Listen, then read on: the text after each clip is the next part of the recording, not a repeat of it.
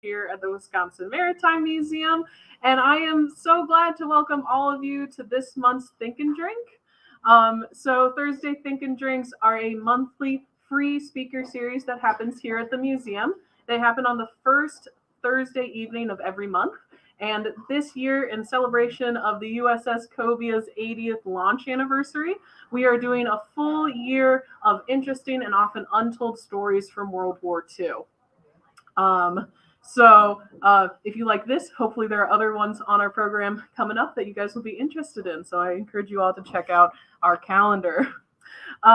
So some of you might have noticed, if you've seen some of our earlier advertising, that today we were actually supposed to have Kari Knutson from UW-Madison come and talk about Mildred. Sadly, Kari could not make it tonight. So it's going to be a little different program. I will be speaking for the first part about Mildred's life and her story. And then afterwards, we're going to have John Durbrow from the Vanderbrow Arboretum talk about his memorial to Mildred. So it should be a pretty cool night still. So hope that's good for everyone. I would also like to thank the Wisconsin Humanities Council for sponsoring this talk. The Wisconsin Humanities Council works to strengthen democracy through educational and cultural programs that build connections and understanding among people of all backgrounds and beliefs throughout the state. So they're helping us make sure that we can bring all of these talks to you guys for free, which is awesome. One last note before I get started. Mildred Fish-Harnack's life and story is inexorably combined or entwined with the story of Hitler and Nazi Germany. So this talk is going to have to mention some pretty uncomfortable themes. I'm going to try my best not to be explicit about anything, but there were times when I was preparing this talk that I did tear up, so I just want to let everyone know that there are some heavy topics that are going to be discussed tonight. So I will get started. So Mildred Fish was born on September 16th, 1902. She was the youngest daughter of William and Georgina Fish. They were a poor family who lived near Sauerkraut Boulevard in Milwaukee. Milwaukee was known as a very, very German area. I really love this photo. This was like a postcard that you could send if you went and visited Milwaukee. And as you can see, it's got some very German stereotypes. You've got a beer car. There's a Limburger and Frankfurter little box. There's sauerkraut in the back. I love the little dachshund stealing some of the Frankfurters. And of course, in the back, we've got our cheese factory, our pretzel factory, our malt house, and our brewery. So all of the good Milwaukee things. In 1903, 3 out of 4 Milwaukeeans were of German descent. So even though Mildred wasn't actually of German descent, she was surrounded by it when she was a young girl, and she grew to learn the language and love the culture and be really interested in German literature. Mildred was also a very independent young woman, and from an early age was very interested in politics, specifically in women's rights. This is probably in part due to her mother, who she had a great role model in. Her father, William, was maybe not the best guy. William, and every single report that I could find about him, was a man who pulled himself down by his bootstraps. So he apparently started off with some very nice jobs and did not do well at them. So he kept on going farther and farther down.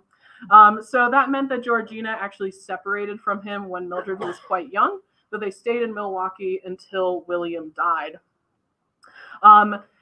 Georgina also taught her children to never be afraid. If there was something they wanted to do, Georgina didn't allow any obstructions to stop them. So that included making sure that her 3 daughters could go and get a college education, which is something that's really, really impressive, especially when we're thinking about like the 1910s, 1920s. So after William died, and I think about 1916, 1917, Georgina moved her family to Washington, D.C., where she supported them as a typist. So Mildred finished her senior year and then also did her freshman year of college in Washington, D.C., but she always loved Wisconsin and she was really homesick. So she decided to follow in her older sister's footsteps and go to the University of Wisconsin. Which was a pretty good thing for Mildred, because during that time, that is the time when she meets the love of her life. So Mildred started at the University of Wisconsin in 1921. She first started pursuing a degree in journalism, but that soon changes and she gets her degree in English.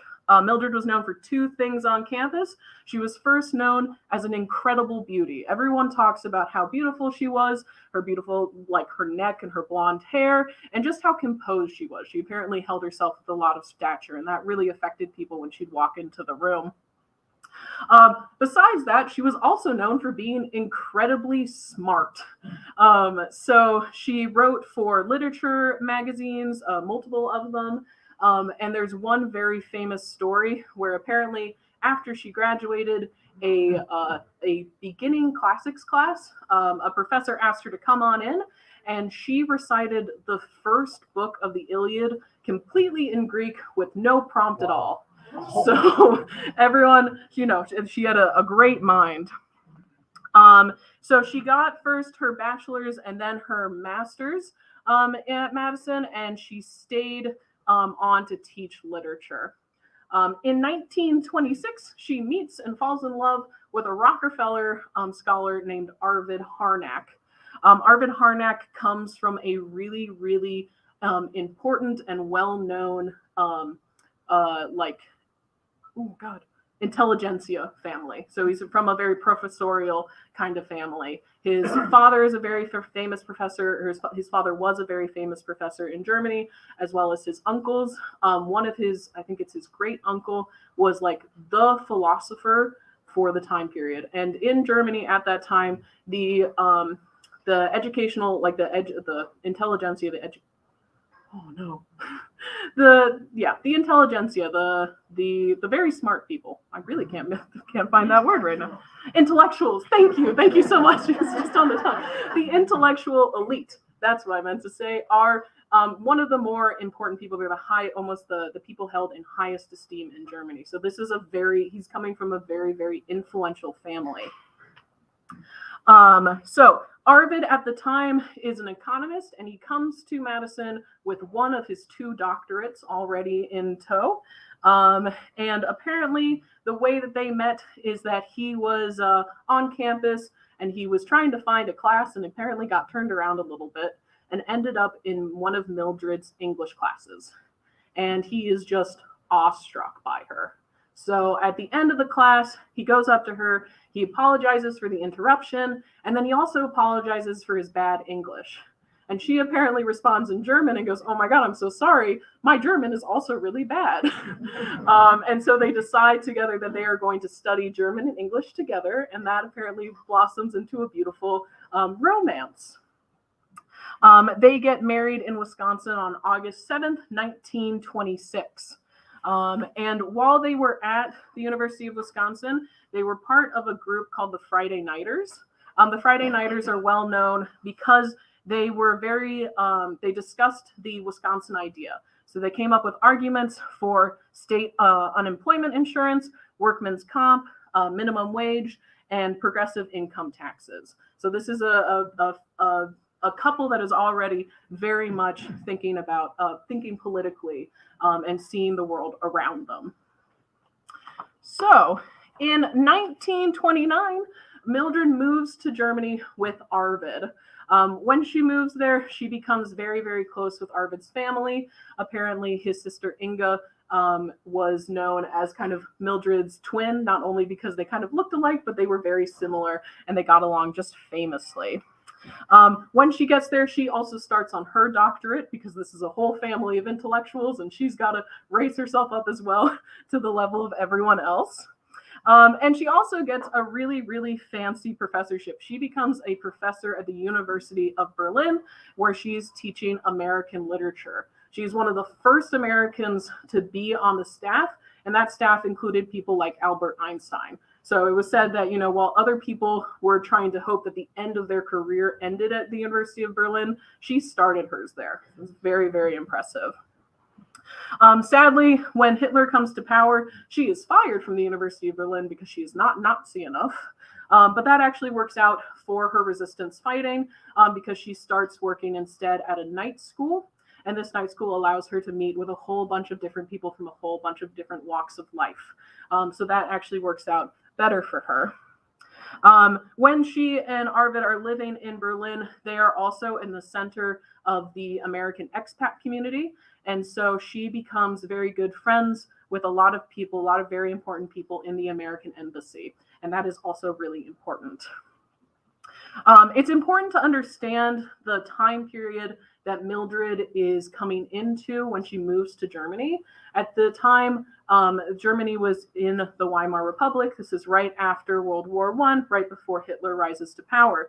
The Weimar Republic is really interesting because there is a lot of highs and lows. So for bad things with the Weimar Republic, there is incredible shortage of food and supply. After World War I, Germany's populace is still eating like they're in the middle of the war, and that doesn't really change. So people are starving and really, really hungry. There's not enough jobs around for people. It's also got a really unstable economy. This is when the hyperinflation happens. So a piece of or a loaf of bread goes from like 1 mark to like 1,000 marks, just because of the problems with their unstable economy. It's also incredibly there's a lot of political extremism. There's a lot of turmoil happening. And Germany is also dealing with some really, really aggressive war reparations. So the places around them, France and Poland, are demanding a lot of monetary reimbursement, but they are also they took away areas of land. And that was considered very, very embarrassing for the German public. But at the same time that we have all of this conflict, we also have a really interesting cultural renaissance that is happening at the same time. There is this outpouring of new art and music and architecture. This is when we see Bauhaus coming around. The Weimar Republic passes a lot of really socialist policies. So there are labor rights enacted. So there is a 48-hour work week. There's mandatory time off in the week, which is new for Germany. There are unemployment benefits. They pass almost universal health care. There's government-funded veterans aid, and there's also welfare for war widows and orphans. So it's a really interesting and dynamic time. And you can kind of see in this photo the difference, the contrast, where we see in the middle, we've got this wonderful party and people are having a good time. And maybe they're dancing away any of the worries that they have about the future. But on the sides here, we see the poor in the streets, the starving, the hungry. And so this was a constant part, even in the best of times of the Weimar Republic. And when Mildred and Arvid are moving here, it is not during the best times for the Weimar Republic. They are moving in right at the end, so when everything is kind of spiraling out. One of the things that Germany did to kind of fix their economy and to stabilize it, to make sure that they weren't in that hyperinflation period, was that they relied a lot on the U.S. economy. So their banks and their railroads and all of these things were pretty much mortgaged to a hilt, with the Americans backing them. So when the Great Depression hits, this doesn't just send the United States spiraling, it also sends Germany spiraling. And the way that Germany decides to make sure that they shore up their economy is that they cut all of those progressive programs that they had going. So then we have this moment where people are then already hungry and starving and poor and dunked into an area where they don't even have the support that they were relying on. So this is a very scary period, and this is why the Nazis are able to come to power, because they promise people food and jobs. And when people are, stressed out, that sounded better than what they were dealing with. This is also what we have to remember when Mildred and Arvid are looking at this, right? They are seeing the problems they're seeing the Great Depression in the United States. They're seeing the fall of the Weimar Republic in Germany. They're seeing what they think is the failure of capitalism.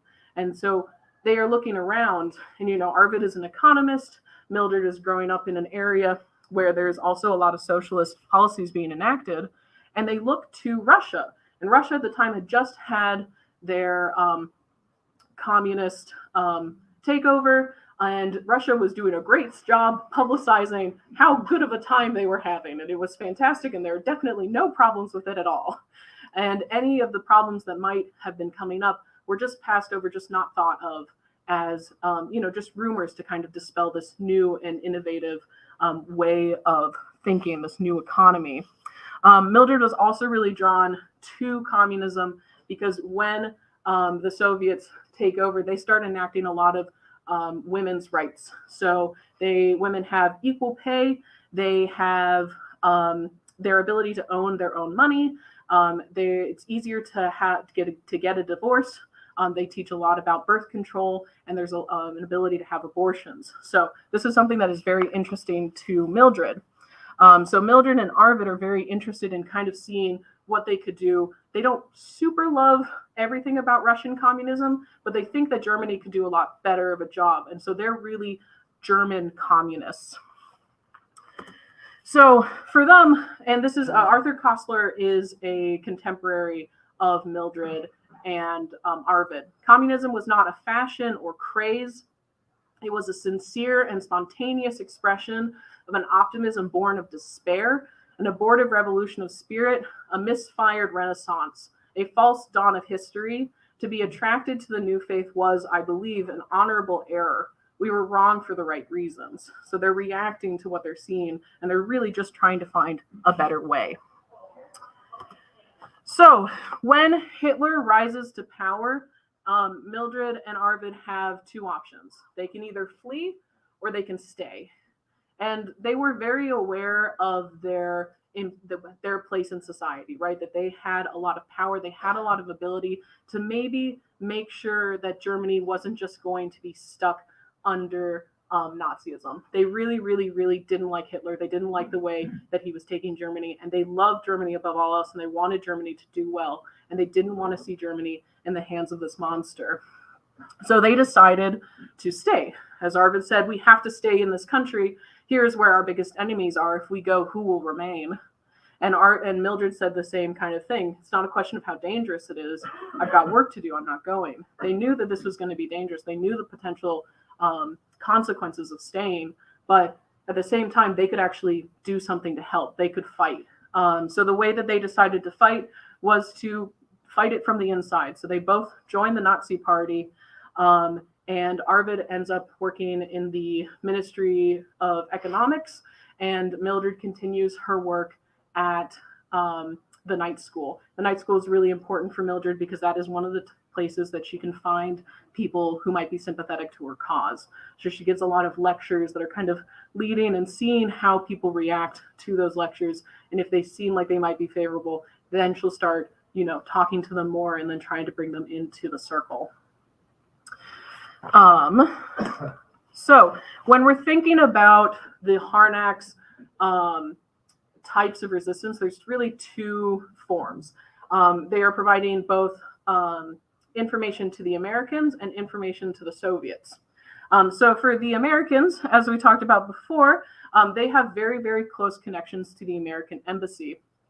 On this side, we see Martha Dodd. Martha Dodd is the daughter of the U.S. ambassador to Germany. His name was William Dodd, and he served from 1933 to 37. And they were also very close with the Heath family. Donald R. Heath was the first secretary at the U.S. Embassy in 1937 to 1941. So with these connections, Arvid was able to pass along a lot of important economic information. So he could tell the Americans where German factories were, where their centers of power financially were, and where the best places to target to try and take down the Nazis. For Mildred, Mildred was able to get information from Martha and from the Heaths and be able to disseminate that information out to try and get past those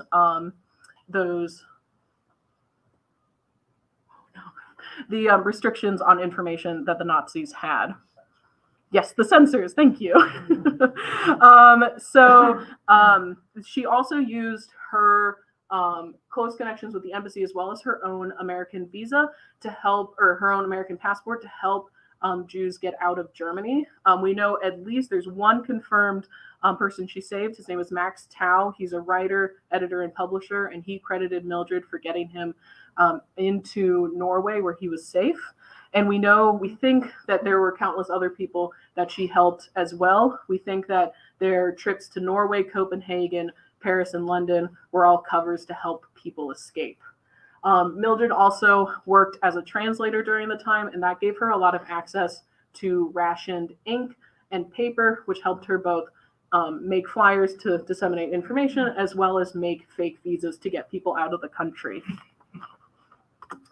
So the other one is passing along information to the Soviets. So Despite the name, the Red Orchestra is a name that was given to them by the Gestapo because they knew that Red as just communist, and then Orchestra because they found out about them via radio communications. So they weren't actually, the Harnacks were never actually agents for the Soviets. They were informants, but they were never agents. There's a lot of records in Soviet records saying that they like approached Arvid and tried to recruit him to be an actual agent, and he kept on rejecting them because the Harnacks never believed in like Russian control. They didn't want to see what ended up with Germany, which was, a Russian controlled state. They wanted Germany to flourish by itself and be independent, but they also really didn't want Hitler controlling the country. So they would pass along information just as a hope that the Russians would be able to defeat him and topple his empire. The leaders of the Red Orchestra were the Harnacks, the Schulze-Boysens, so that's Haro and Libertas, and Haro is a Luftwaffe lieutenant, so he can bring in a lot more military information and pass those along to both the Soviets and the Americans, and then Adam Kukov, who is a writer. The Red Orchestra had over 150 people that were a part of it. They were incredibly diverse, from people of all walks of life, all religions, all beliefs.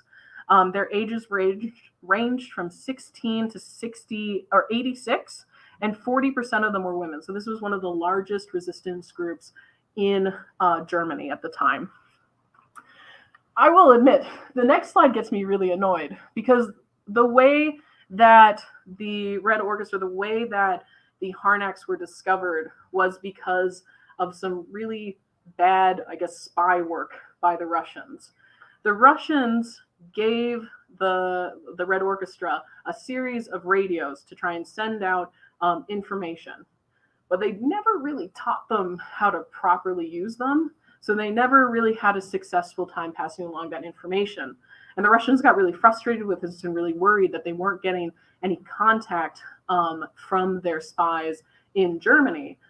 So they sent this directive. It was enciphered, but they sent this directive to one of their agents so that he could go and make contact and kind of clear everything up.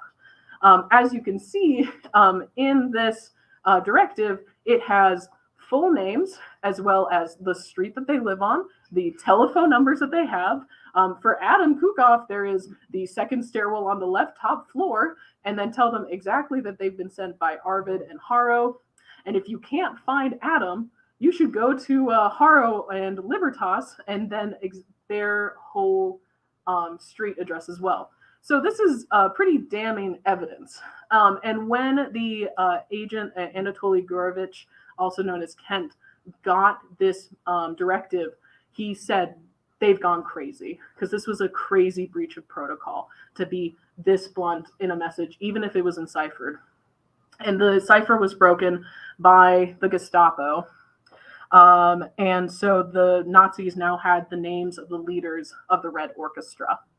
On September 7th, 1942, the Gestapo arrested the Harnacks, and they were taken to Plattensee prison, where they were tortured for information on the Red Orchestra. One thing that's really important to know during this time is that they never give up their American contacts. From Gestapo reports, they are fully convinced that they are just Soviet spies. There is no mention at all about any of their American association, which is really important because of how we later view the Harnacks. So, trials and executions. The Harnacks were tried by Manfred Roeder. Manfred Roeder was a young, bloodthirsty prosecutor who was eager to impress Hitler. He was apparently known for even scaring the most Nazi of courts for how ruthlessly he went after the death sentence. So on December 19th, 1942, there was the first trial. Arvid was sentenced to execution by hanging, and Mildred was sentenced to 6 years of hard labor. The reason that Mildred got an easier sentence than Arvid was because it was said that she was just following her husband's directions. She had no idea what she was doing. So on December 22nd, 1942, Arvid is executed. And I will not read any of the letter that Arvid wrote to Mildred in his last, right before he died, because it makes me cry. It's a very beautiful and heartbreaking letter. So if you guys do want to read it, I would encourage it. I just didn't want to cry in front of you guys tonight. So he dies thinking that Mildred is going to survive. He is convinced that the end of the war is near and that Mildred's going to make it out. And he might have been right, except for the fact that Hitler refused to sign or refused to endorse Mildred's sentence and demanded a retrial. Hitler was furious about the discovery of the Red Orchestra. There was, as I said, over 150 people that were part of this. And this was a huge embarrassment, especially because a lot of the people who were part of the Red Orchestra were people that could directly benefit from the Nazi regime. So it was really, really embarrassing. So this is reactionary as both something that is very embarrassing. He wants revenge for that. But then it's also thought that because Mildred is an American in his grasp, that he also wants the harshest penalty for her because the Americans are joining the war. So Mildred is sentenced to execution by guillotine, and she dies on February 16th, 1943. Her last words were, "And I have loved Germany so much." But sadly, this is not the end of Mildred's story. So one question that when I was first learning about her, I thought to myself is, why isn't she a household name? Why do we not remember and celebrate Mildred as a hero? Or why is it only so very recently that we have started to do so? And that is because the U.S. thought that Mildred was a communist spy. And, right after World War II, we get the Cold War, and we also get Wisconsin Senator Joe McCarthy going after all those communists. It'd be very, very embarrassing for him if one of the heroes of World War II is a communist who grew up in Wisconsin. It doesn't help that they think that they are communists because the U.S. relied on Gestapo reports. And the Gestapo reports were just that they were communist spies. Not only that, but they talked to Manfred Roeder. They protected him from the Nuremberg trials because he said, no, they're all communist spies, and I can help you catch the rest of them. So this was very, very frustrating for the families of those who'd been executed, those Red Orchestra members who had been executed, because they saw the U.S. actively protecting this horrible man. It doesn't help as well that East Germany decides to use Mildred and Arvid as figureheads for their cause. So they are martyrs to the Soviet communism, a cause that they did not ever actually support, but are pretty convenient if you want to, make some martyrs in your story. So the East Germans made a school named after Mildred Fish-Harnack. They also made stamps in honoring Mildred and Arvid. This is the one that you can see in front of you. There's a couple different ones, all honoring different members of the Red Orchestra. They were also awarded the Order of the Red Banner. So when the U.S. government was looking at this, they were like, they're obviously just communists. And despite the fact that the CIA recognized that Mildred did, some good work by passing along information, they thought a fitting punishment would just be to hide her story from the world. So when, the USSR starts to fall, we start to gain more access to their records. And so we start seeing more of that actual other side of the story that they'd been hiding before. Also, the friends and family and loved ones of the Red Orchestra start bringing up their stories. And so this is how we start getting Mildred's story and the story that we know today. So we're still kind of slow in recognizing Mildred Fish-Harnack, but in Wisconsin, September 16th, which is her birthday, is officially Mildred Fish-Harnack Day. So we can always remember her that way. And to talk more about memorializing Mildred, John, would you like to come on up? Well, thank you, Caroline. That was a wonderful synopsis.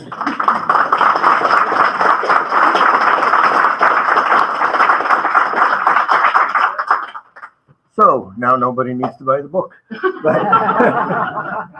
But actually, it was through a book that I developed an interest and appreciation for Mildred. I've always read a lot of history, and most of my career I worked in Germany and with a lot of Germans. And I had read a book, Daniel Goldhagen's Hitler's Willing Executioners, which tried to, um, you know, develop the complicity of the entire German nation in Nazism.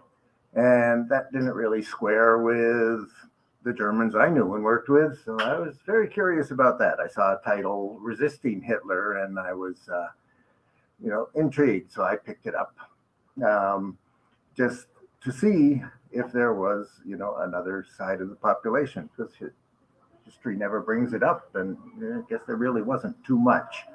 But instead of finding something about internal German resistance, I found the story of Mildred.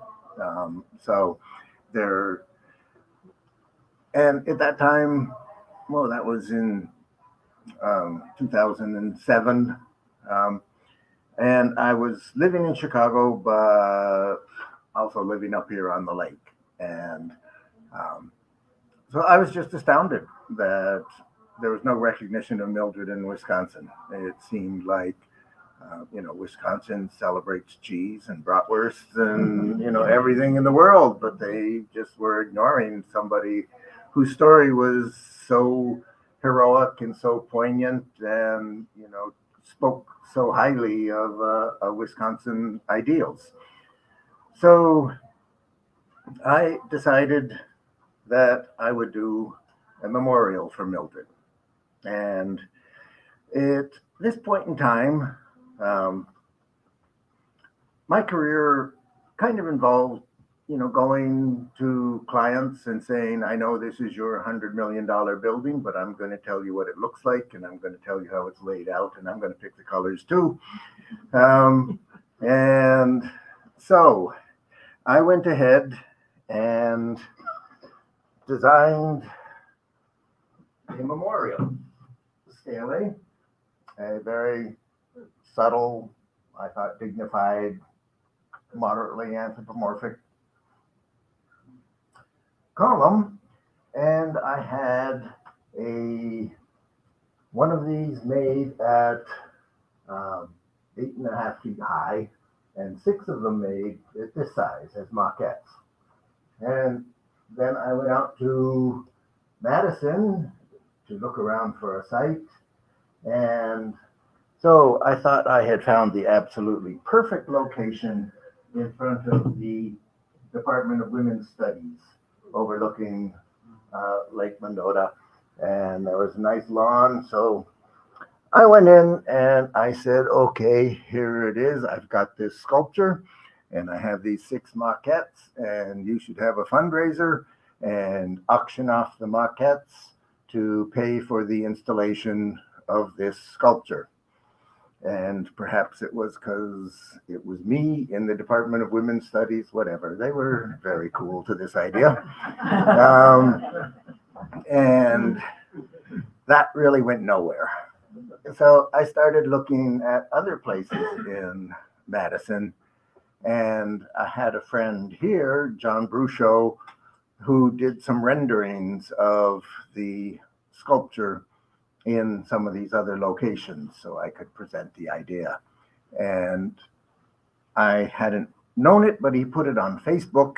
And so a reporter for the Wisconsin Public Television saw it, and he was very interested in Mildred.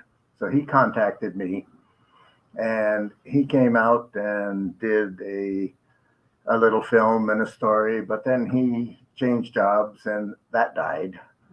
And at that point I was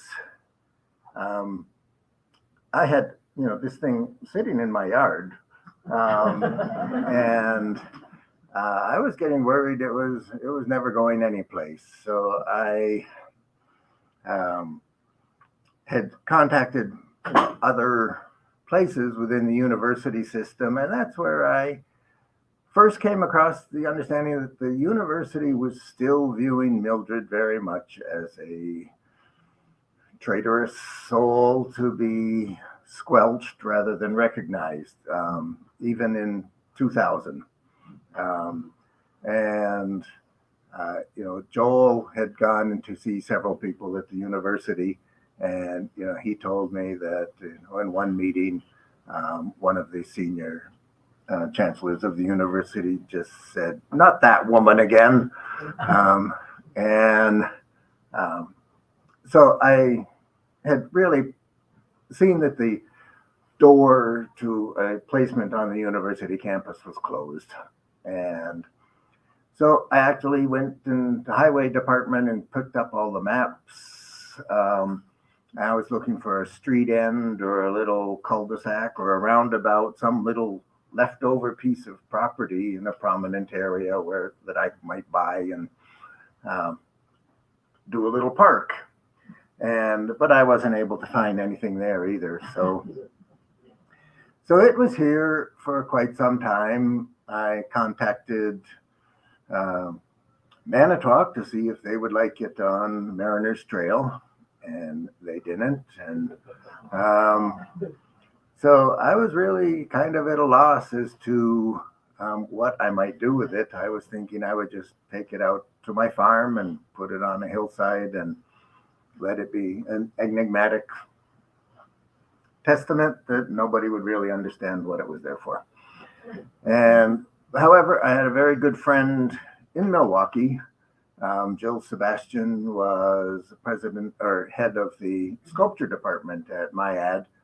And so she had contacted the normal school in Milwaukee that was thinking they might be willing to put it in front of the school where Mildred had gone to school.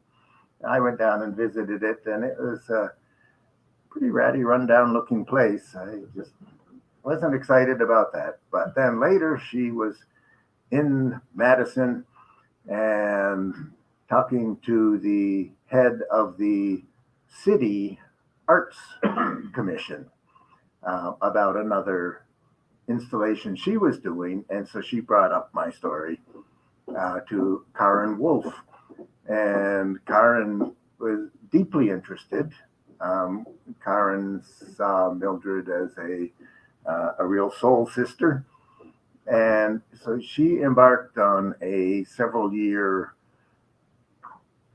interest in finding a location for the sculpture in Madison. And it was, again, very sad what she was doing. She would send me montages of it in a park and send me the description that she was giving the oh, do you want me in there? To the board of commissioners getting permission to put such a thing on public land. And one description pointed out that as you see, this is in front of this dead tree, so it is not going to obstruct any views of the city skyline. So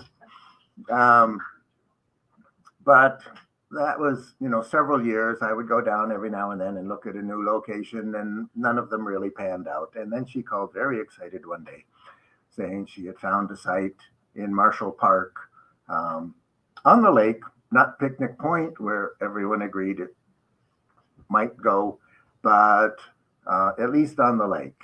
And so she worked incredibly diligently, getting all the permissions, getting the contractor relationships, getting people to do the foundation and the landscaping.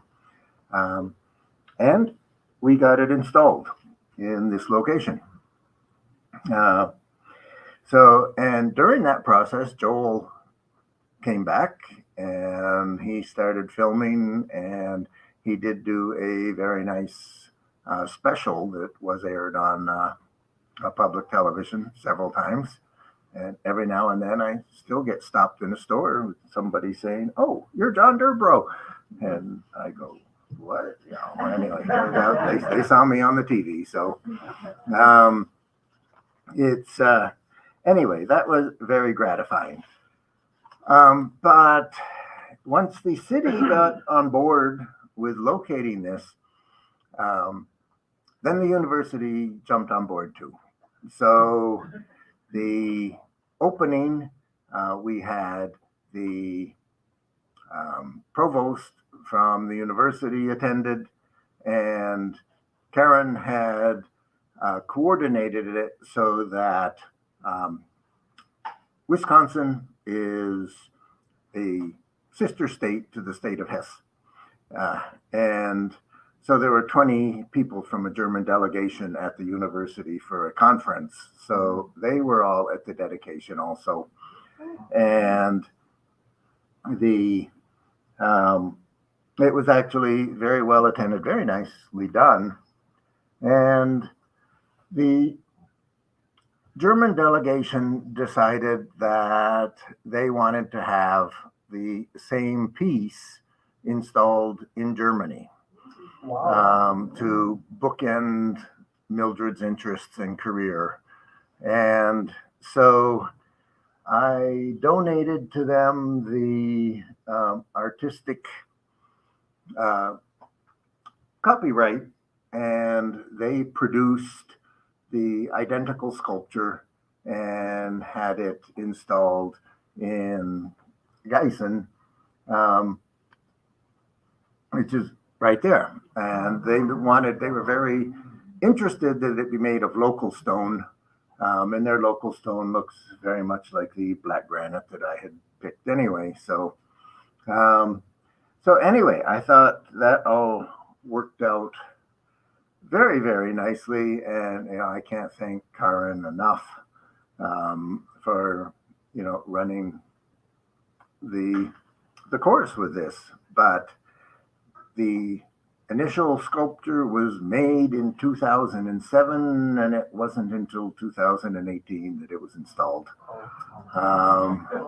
And since then, well, there was, the first book I read was called Resisting Hitler.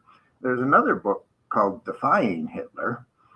And then Rebecca Donner wrote this book, and there's also another very good book called The Bohemians, which was written by a German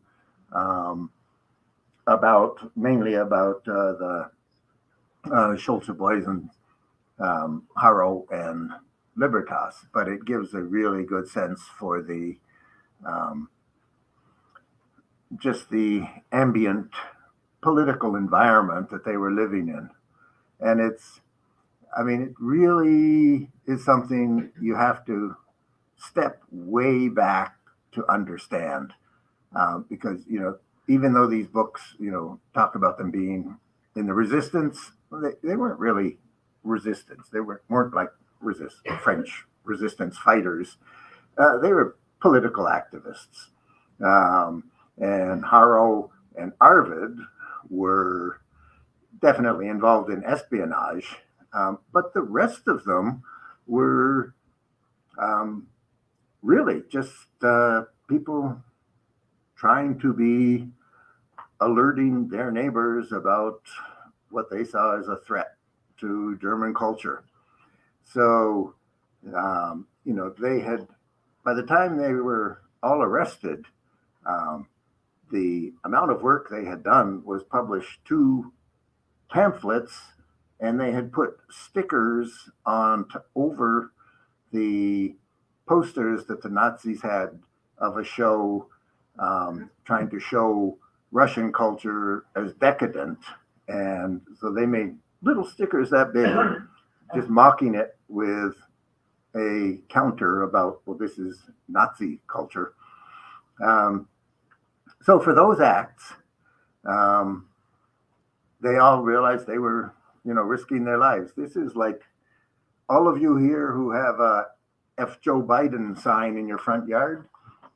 Imagine that you would be hauled off to Plotensee prison and hung for doing that.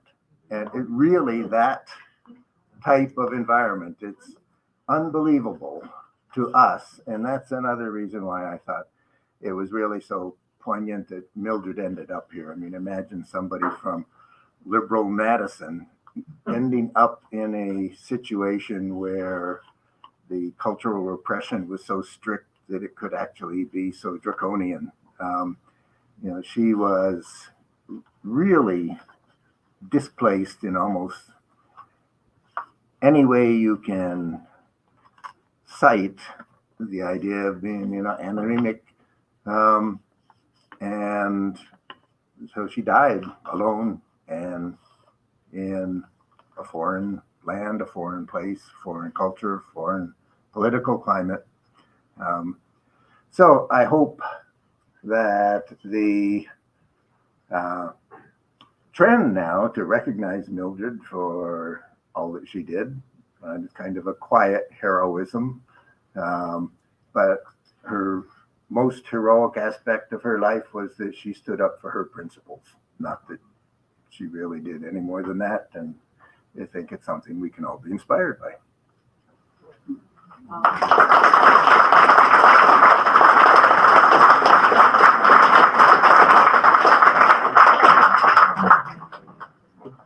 Does anyone have any questions? Can I add something to that, Yeah. please? No, the interesting thing is I have a degree from UW-GB for German and history. And the interesting thing is I took several semesters on Nazi Germany.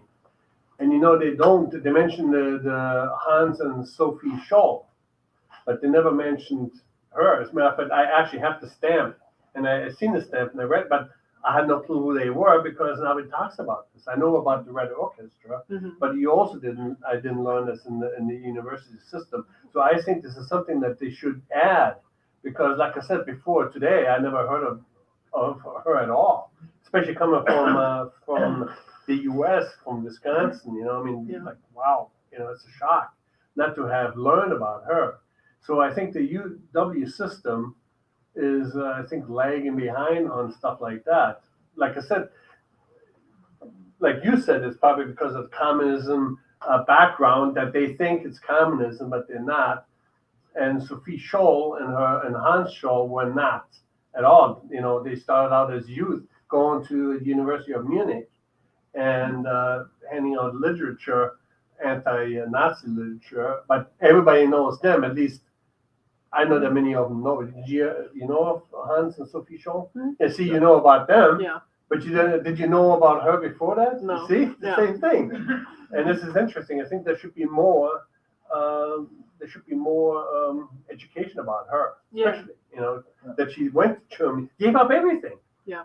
Gave up everything that you have here, all the luxury which you do have, to go over to a country that just came out of World War I, where when the inflation happens, you get your 10,000 marks in the morning. You have to run to the baker, get your bread because in the afternoon the bread could cost you 50,000 marks. So that she gave up everything to do this and then fight. I thought that is very impressive, and I love that monument. And especially that Germany did this is just great. I mean, wonderful. But you had to run around. Nobody wants it, which is a shock. It's just a shock. And especially that we lost out on this. I was shocked. No, we didn't lose out on that. Well, no, but it's not in Manitowoc. Oh, no, not in Manitowoc. Yeah, so we did. The Manitowoc lost out on this. It would have been special. But I think the reason why is because it's not very well known, and the connection with communism, which is not really the truth. But the other thing I want to add, the stamp that the East Germany produced is actually a stamp that you have to pay more for because it had that +10. So meaning, like if you want to, the U.S. Post Office sells stamps for PTSD or breast cancer, and you have to pay extra for it. So that's what that would be. You have to pay extra for it. So, but anyway, that's. Carolyn, I think we have an online question. Okay, yeah, do online question. Question for the artist. Could you please discuss the design? What led to select the shapes and angles? What does it say about Mildred and her work? Well, it is more emblematic than polemic I was looking for something tall, elegant, as was Mildred. As I say, it's very subtly anthropomorphic, but something with a quiet dignity, because I think a quiet dignity is what really, typified, her demeanor. Is there any history about where she would have been buried, or remains? Is there any history about where she would be buried? Yeah. Yes, actually, Mildred is one of the few people that we know where she was buried, because her body was sent to a hospital to have experiments done. And so they did actually note down where she is laid to rest. That'd be a nice place for a monument too. I don't know if anybody remembers this, but in the last couple of years, PBS had a show about Mildred. Yeah. PBS had a show about Mildred. I know that in general there seems to be this resurgence, or this push for recognition. I think that kind of now distance away from the kind of the end of the Cold War, and these stories coming out more and more is getting her a lot more recognition. I also know specifically with Rebecca Donner and the book All of the Frequent Troubles of Our Days. Rebecca's actually Mildred's like great niece or something like that. So she found some of the letters and stuff that Mildred sent home to her mom and her sisters just in her attic. So that's bringing, like, every day we seem to be finding like more and more things to learn more about her story. I've been told that now from around, I think, the Student Union area, there's a boat tour, and it goes around Lake Mendota, and it specifically stops at. Oh, I'm sorry. Okay, my wife I thought it was telling me, I thought it was it's a special stop to show people on the tour this summer. So where exactly is it? Marshall Park is where? It is on the west side of the lake. Technically, it is outside of Madison. What is the town name? I'm not sure, but it's considered Madison. Middleton. Middleton. Middleton. I'm wondering, of the 250 people that were in the Red Orchestra, how many of them were caught? Ooh, that is an excellent question. I'm not 100% sure, but I think that probably that like 100 or whatever, at least were identified and were probably either arrested or attempted to be arrested. So I'm not exactly sure, but I do know that there is a large portion of them that were caught and executed, because you can go and look at the plot and see records of everyone who was executed there, and a large majority of them are people who were part of the Red Orchestra. Approximately half of the people from the Red Orchestra that were arrested were executed, and the others were given prison sentences.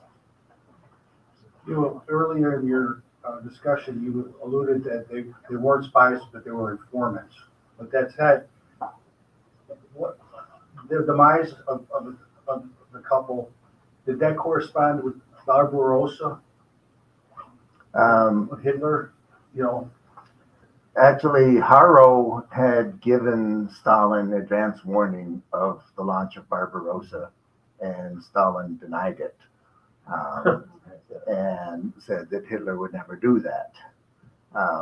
So, again, that's, you find this frequently in stories about resistance fighters, but for everything that they were trying to do, the Russians dismissed much of the reporting. The Americans didn't really care because they were just too busy ratcheting up to the war. Realized at the time when Mildred's death was, the Allies had only, or the Americans had only just landed in Morocco. So, the war was new to us. And then they had been given this radio equipment, but for 2 months, nobody could use it. So it was, incredible frustration of working under the threat of capture and death, and realizing how often it just was futile because it wasn't either appreciated or getting through. Other questions? Okay, well, will everyone join me in the thank you. I would also like to thank all of the people here at the Wisconsin Maritime Museum who helped us, our bartenders, Karen and Emily, Cam in the back there, who's making sure that this is also online. So if you guys wanted to watch it again, it will be on our website as well. And everyone else who's helped us out, they have been awesome. I will also say, if you liked this talk and want to see more like it, please consider donating to the museum or becoming a member. Becoming a member is a really fantastic way to support the museum and ensure that programs like this are able to continue on and also still be free. If you guys like this talk as well, I would encourage you to come to next month's talk on April 6th. We are going to be talking about food stories from World War II, and we are going to have a panel of 3 submarine vets tell us about what it's like to cook on a submarine. It's apparently a very difficult task. I will also say that on March 18th, so just in a couple of weeks, we are going to have Kobia's birthday party. So we are going to have reduced admission. So it's going to be $8 admission. There is going to be reenactors, so you can learn about the building of submarines here in Manitowoc. There's going to be some fun party games. And there's also going to be a really cool movie screening here in the Riverview Room talking about Invisible Warriors. So the jobs and the things that Black women did to help build and be part of the American war effort. So that's going to be super interesting. All of that's happening on March 18th. If you're interested in more information, you can find out more on our website.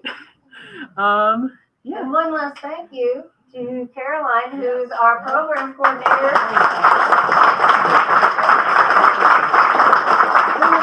Who did a phenomenal job stepping up and doing the presentation tonight. We have hands down the best staff you could ever imagine here at the Wisconsin Maritime Museum.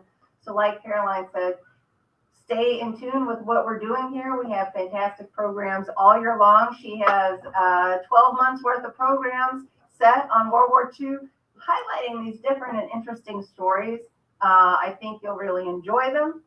Becoming a member of the museum is the best way to stay in touch with what we're doing and to underwrite programs like this, so we don't have to charge for them, but that they can be free and also have access online. Thank you for coming. I will also say one more thing. If you want to learn more about Mildred Fish-Harnack, we have all the frequent troubles of our days available in our bookstore. So if you want to go and buy it, that would be fantastic. So yeah, thank you so much.